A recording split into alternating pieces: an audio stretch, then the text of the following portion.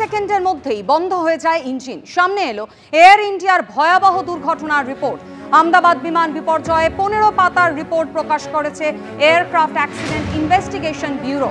দুটি ইঞ্জিনে জ্বালানি না পৌঁছানোতেই এই দুর্ঘটনার অন্যতম মূল কারণ এমনটাই উল্লেখ করা হয়েছে এই রিপোর্টে। জ্বালানি সরবরাহের দুটি বাটন থাকে, একটি রান বাটন, দ্বিতীয়টি বাটনটি কাট অফে। 1 সেকেন্ডের ব্যবধানে দুটি ইঞ্জিনেরই বাটন রান থেকে কাট অফে চলে যায় এমনটাই উল্লেখ করা হয়েছে 15 পাতার এই রিপোর্টে। মুহূর্তের মধ্যে বিমানের গতি এবং উচ্চতা কমতে থাকে। ককপিট ভয়েস রেকর্ডারে দুজন পাইলটের কথোপকথনও মিলেছে।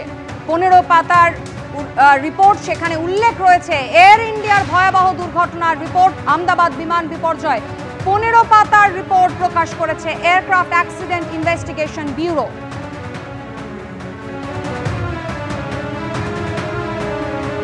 কয়েক সেকেন্ডের মধ্যেই বন্ধ হয়ে যায় বিমান। ভয়াবহ দুর্ঘটনা। আহমেদাবাদের বিমান বিপর্যয়ে প্রাণহানির ঘটনা ঘটেছিল, ভয়াবহ সেই ঘটনা। সেই ঘটনার পর এবার 15 পাতার রিপোর্ট প্রকাশ করলো এয়ারক্রাফট অ্যাক্সিডেন্ট ইনভেস্টিগেশন ব্যুরো, যেখানে বলা হচ্ছে যে দুটি ইঞ্জিনে জ্বালানি না পৌঁছানোই এই দুর্ঘটনার অন্যতম মূল কারণ এমনটাই উল্লেখ করা হয়েছে 15 পাতার এই রিপোর্টে।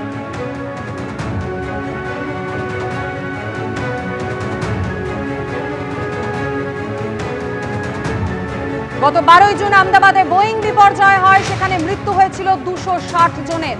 দুর্ঘটনার 1 মাসের মাথায় এবার প্রাথমিক তদন্ত রিপোর্ট প্রকাশ্যে এলো। 12 জুন ঘটেছিল আহমেদাবাদে সেই ভয়াবহ বিমান বিপর্যয়। দুর্ঘটনার মূল কারণ দুটি ইঞ্জিনেই জ্বালানি না পৌঁছানো। এই রিপোর্ট প্রকাশ্যে এলো। 15 পাতার রিপোর্ট প্রকাশ করলো aircraft accident investigation bureau. Bratadip Bhattacharya আমাদের প্রতিনিধির সঙ্গে রয়েছেন টেলিফোন লাইনে। ব্রতদীপ, এই রিপোর্টে আর কি উল্লেখ রয়েছে? দেখো, সব থেকে বড় যেটা চাঞ্চল্যকর জিনিস এই রিপোর্টের থেকে জানা গেছে যে স্পেন এই যে অভিশপ্ত AI-171 বিমানটি, এটা টেক অফের কিছুক্ষণের মধ্যেই দুটি ইঞ্জিনেরই যে জ্বালানি সুইচ সেটা বন্ধ করে দেওয়া হয়েছিল, অর্থাৎ ইঞ্জিনে ফুয়েল কাট অফ করে দেওয়া হয়েছিল। এবং সেই অনুযায়ী জানা যাচ্ছে যে ককপিট ভয়েস রেকর্ডার উদ্ধার হয়েছিল দুর্ঘটনাস্থল থেকে, যেটা ব্ল্যাক বক্সের একটি অংশ। সেই ককপিট ভয়েস রেকর্ডারের যে ডেটা, সেই ডেটা থেকে পাওয়া গেছে যে ঠিক ক্র্যাশের কিছু আগে যখন প্লেনটি টেক অফ করে এবং প্রায় 650 ফুট উচ্চতায় পৌঁছায়, তখনই আচমকা একজন পাইলটকে বলতে শোনা যায় যে এটা কেন বন্ধ করলে। তারপরে অপর পাইলট উল্টো দিক থেকে উত্তর দেয় যে আমি করিনি। আর তারপরেই কিন্তু বিমানটি নিচে আসতে শুরু করে এবং তারপর যে দুর্ঘটনা সেটা আমরা প্রত্যেকেই দেখেছি। 12 জুন সেই দুর্ঘটনা গোটা বিশ্বকে নাড়িয়ে দিয়েছিল, গোটা প্লেন একেবারে আছড়ে পড়ে মাটিতে। এবং এই কারণ হিসাবে যেটা এখনো পর্যন্ত এই প্রাথমিক রিপোর্টে যেটা জানা গেছে যে এই ইঞ্জিনে ফুয়েল কাট অফ হয়ে যাওয়ার কারণে কিন্তু বিমানটি আর উচ্চতা নিতে পারেনি, অর্থাৎ সেই 650 ফুট থেকে একেবারে নিচে আসতে শুরু করে। তবে এই রিপোর্টে আরো উল্লেখ করা হয়েছে যে পাইলটরা সম্ভবত সেই ফুয়েল ইঞ্জিন সুইচ, যেটা কাট অফ সুইচ, সেটাকে আবার রান পজিশনে নিয়ে যেতে চেয়েছিলেন। যেটা জানা যাচ্ছে যে সাধারণত প্লেন টেক অফের সময় সেই ফুয়েল কাট অফ সুইচটা সেটা রান পজিশনে নিয়ে যাওয়া হয় এবং বিমান যখন দাঁড়িয়ে থাকে তখন সেটা কাট অফে রাখা হয়। কিন্তু সেই বিমানটি টেক অফের পর কেন সেই সুইচটি কাট অফ পজিশনে চলে গেল সেই নিয়ে কিন্তু এখনো তদন্ত চলছে। তবে বিমানটি যে দুর্ঘটনাস্থল সেখান থেকে ধ্বংসাবশেষ যে পাওয়া গিয়েছিল সেখান থেকে কিন্তু জানা গেছে শেষ পর্যন্ত যে রান কাট অফ সুইচ সেটা রান পজিশনেই নেওয়া ছিল, অর্থাৎ পাইলটরা আবার চেষ্টা করেছিলেন সেই জায়গা থেকে যে ইঞ্জিনে যদি জ্বালানি যে সুইচ সেটা অন করা যায়, কিন্তু সেই চেষ্টা কিন্তু সফল হয়নি, সেই বিমানটি ভেঙে পড়ে। এখন প্রশ্ন হচ্ছে এটা কি পাইলটের গাফিলতি নাকি যান্ত্রিক কোনো কারণ? যে দুজন পাইলট ছিলেন তাদের মধ্যে একজনের ফ্লাইং টাইম প্রায় 13 ঘন্টার বেশি, অপরজনের 3.5 ঘন্টা প্রায় ফ্লাইং টাইম। অর্থাৎ বুঝতেই পারছে এই ফ্লাইট টাইম এত থাকা অর্থাৎ দক্ষ পাইলট বলেই তাদেরকে জানা যাচ্ছে। এবং তাদের ক্ষেত্রে এই ধরনের ভুল কিন্তু অনেকেই আশঙ্কা প্রকাশ করছেন।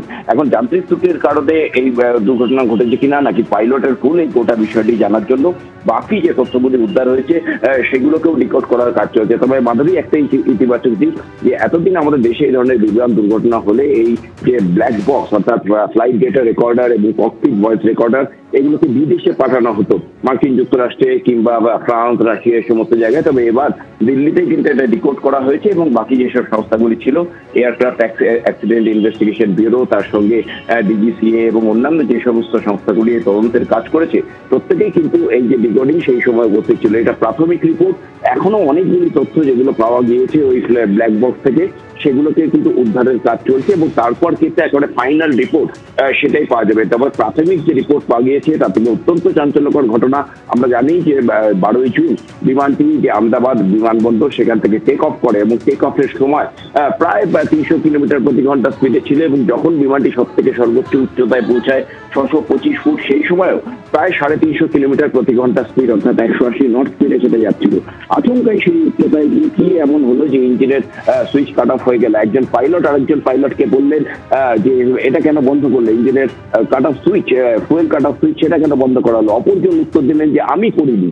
তারপরেই কিন্তু মেয়েডে কল দেন তারা এবং তার কিছুক্ষণের মধ্যে কয়েক সেকেন্ডের মধ্যেই বলা যায় যে আহমেদাবাদের যে মেঘানীনগর সেখানে যে মেডিকেল কলেজের হস্টেল তার একটি অংশের উপর বিমানের পিছনের অংশতে গিয়ে পড়ে এবং সামনের অংশটি সেটাই হোস্টেলের যে অপর ব্লক তার সামনে গিয়ে পড়ে এবং নিমেষের মধ্যে ওই ব্লকের 4টি বিল্ডিং ভস্মীভূত হয়ে যায় এবং যে বিমানটি সেটাও কিন্তু ভস্মীভূত হয়ে যায়। এখনো পর্যন্ত রিপোর্টে আরো একটি জিনিস জানা গেছে যে বিমানের 242 জন যাত্রীদের মধ্যে 241 জনের মৃত্যুর খবর আগেই পাওয়া গিয়েছিল। এখন প্রশ্ন ছিল যে ওই মেডিকেল কলেজ এবং রাস্তায় কারা কারা ছিলেন যারা এই দুর্ঘটনার বলি হয়েছেন।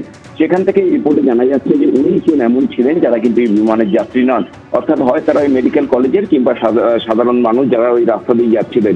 অর্থাৎ মৃতের সংখ্যা কিন্তু সব মিলিয়ে এখন গিয়ে দাঁড়াচ্ছে 260 জন, অর্থাৎ বুঝতেই পারছে এবং তদন্ত এখনো চলছে। এবং যে প্রশ্নগুলি কিন্তু বারবার দেখা দিয়েছে যে বিমানটি টেক অফের পর কি এমন ঘটলো যে যার কারণে সেই জায়গা থেকে সেটা একেবারে মাটিতে আশ্রয় পড়লো। প্রাথমিক কারণ জানা যাচ্ছে যে ফুয়েল কাট অফ সুইচ সেটা আচমকাই মাঝাকাছি বন্ধ করে দেওয়া হয়েছিল, বন্ধ হয়ে গিয়েছিল এবং সেটা বন্ধ করে দেওয়া হয়েছিল না কোনো যান্ত্রিক ত্রুটির কারণে সেটা বন্ধ হলো সেই বিষয়টি খতিয়ে দেখার জন্য পর আরো যে সমস্ত ডেটাগুলি উদ্ধার হয়েছে সেগুলোকে ডিকোড করার কাজ চলছে।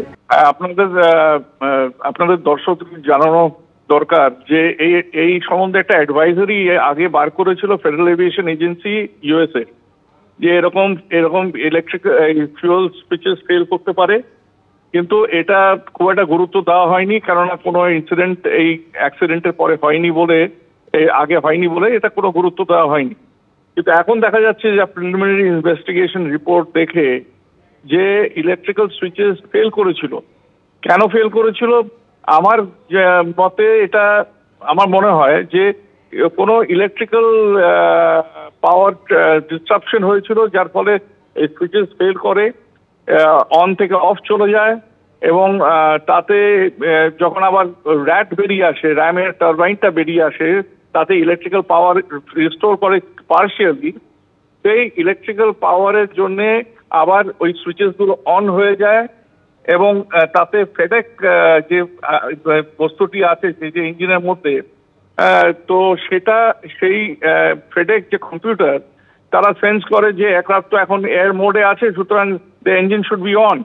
তখন তারা ইঞ্জিন যেহেতু ফেল হয়ে গেছে সেহেতু ওটা ইগনাইট করার চেষ্টা করে, রিলাইট করার চেষ্টা করে এবং তার ফলে হচ্ছে কি যে ওই ইঞ্জিনগুলো স্পুল আপ করার, একটা ইঞ্জিন তো স্পুল আপ করেছিল বা করছিল ইন দ্য প্রসেস, আরেকটাকে ইগনাইট করতে গেছিল, by that time aircraft crash. সুতরাং এটা মোমেন্টারিলি পাওয়ার ডিস্ট্রাকশনের জন্য এই ফিউল সুইচেস অফ হয়ে গেছিল বা অনেক ফোন অফ হয়ে গেছিল কেন জানি না, কেননা পাইলট কোনোদিন ফিউল সুইচেস অফ করবে না। এবং তাতে রিপোর্টে বলা হচ্ছে যে কো পাইলটটা কি জিজ্ঞেস করেছে did you put the fuel switches off, captain তখন নাকি বলেছে না I did not put the fuel switches off, which goes to show that পাইলটটা ফিউল সুইচেস অফ করেনি, ওটা অন্য কারণের জন্য ফিউল সুইচেস অফ হয়ে গেছিল অন থেকে, সেটা পাওয়ার ডিস্ট্রাকশনের জন্যই হোক বা যে কারণের জন্যই হোক। হ্যাঁ, এই যার ফলে হচ্ছে কি পাওয়ার ফিউল সাপ্লাইটা ইঞ্জিনে বন্ধ হয়ে গেছিল এবং ইঞ্জিন ফেল করে গেছিল।